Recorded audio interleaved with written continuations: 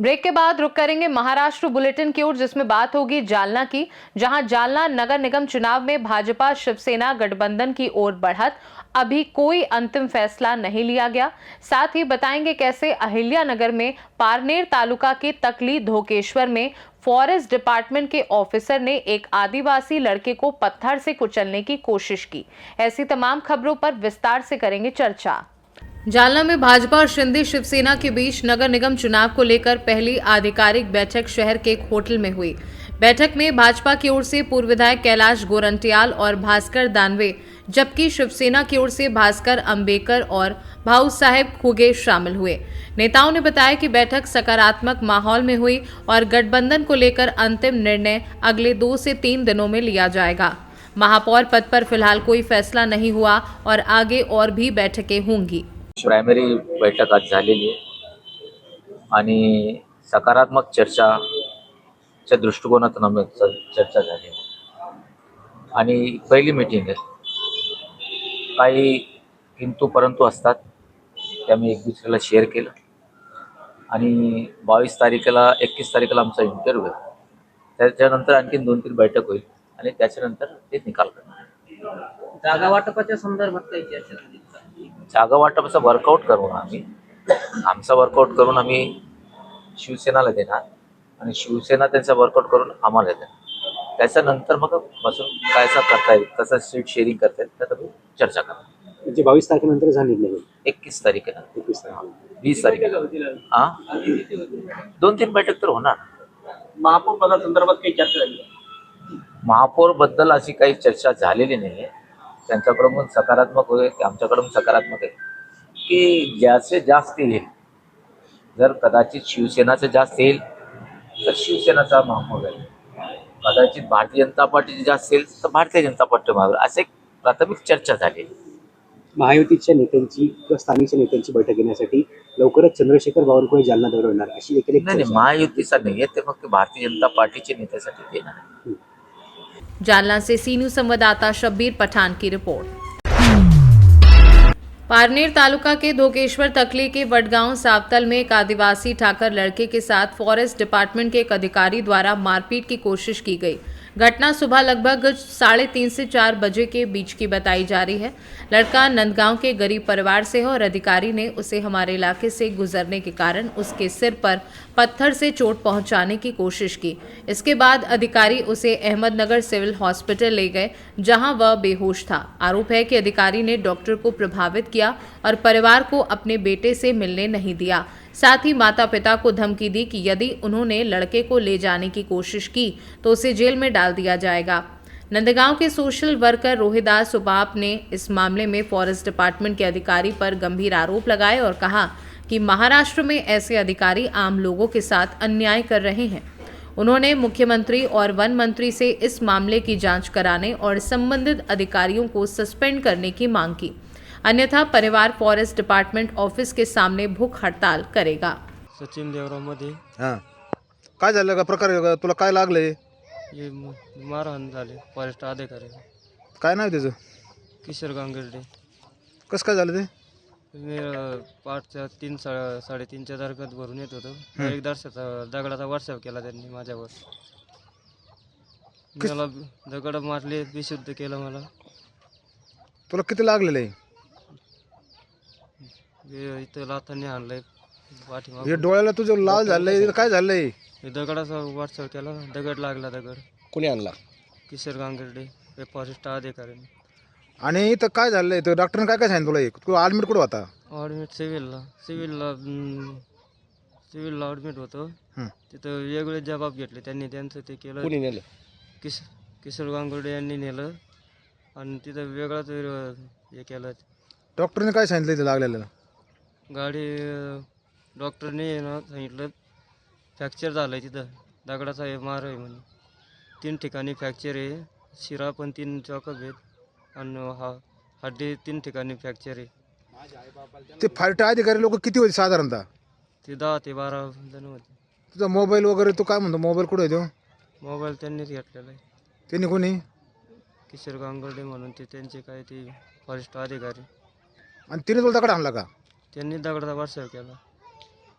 किती वाजता झाली ती घटना? ते काल पहाटच्या सुमारास 3-3:30 वाजता. काल आई वडिलांना सुद्धा जवळ येऊन दिला नाही त्यांनी. कुठं? परस्पर सिव्हिलला रिपोर्ट त्यांच्या पद्धतीने केले, आम्हाला काही बोलू सुद्धा दिलं नाही त्यांनी. आणि आई वडिलांना म्हणे अजिबात भेटायचं नाही म्हणे. पण आमचे सह्या घेतल्या आणि हे केलं. हे काय फोटो काय काय काढलेले? हे रिपोर्ट आहे ना हे.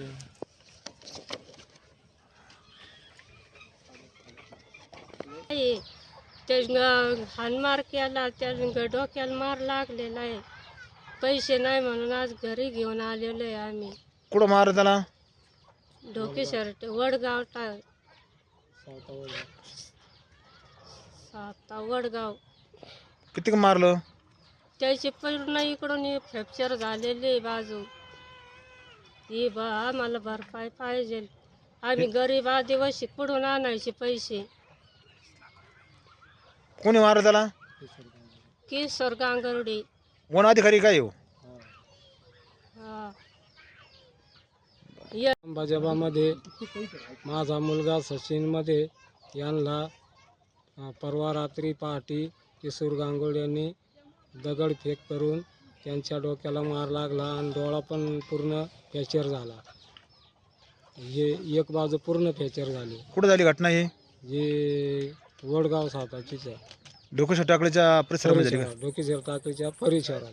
मग याला कुणी आणलं दवाखान्यात? याला त्यांनीच आणलं फारीट अधिकाऱ्याने. कोणी तिने कोणी? किशोर गांगुर्डे. बर हा, मग पुढं काय झालं?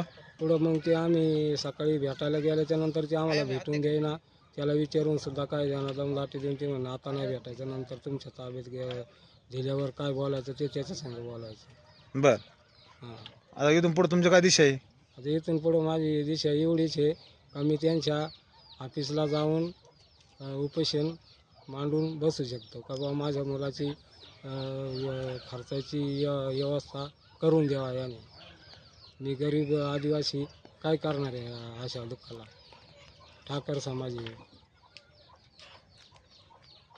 मी रोहिदास विठ्ठल उमाप, सामाजिक कार्यकर्ता, नांदगाव.